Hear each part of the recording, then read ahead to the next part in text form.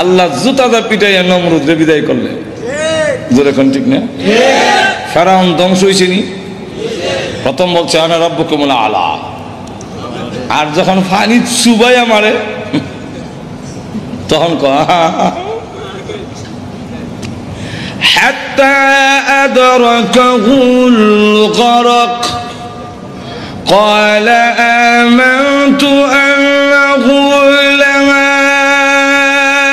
إله إلا الذي آمنت به بنو إسرائيل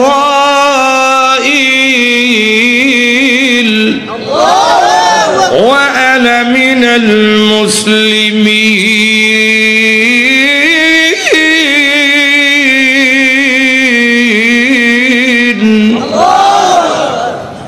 আল্লাহ এখন আমি ঈমান আনলাম, এখন বুঝে ফেলেছি আমি যে কত বড় নিমকারা।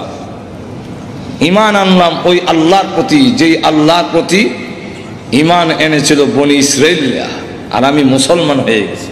আল্লাহ কয় এখন সমরাইয়া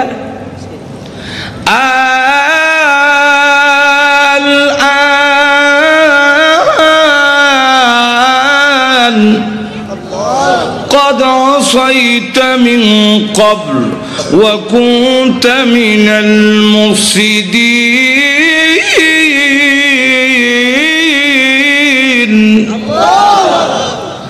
الآن এখন তো সময় সেই মানানোর, এর আগে নাফরমান ছিলে, আমি তোর ঈমান এখন আর গ্রহণ করব না। فاليوم ننجيك ببدنك لتكون لمن خلفك عن آية আল্লাহ বলেন তোর ঈমান গ্রহণ করা হবে না, বরং তোর এই দেহকে আমি আল্লাহ হেফাজত করে রাখবো।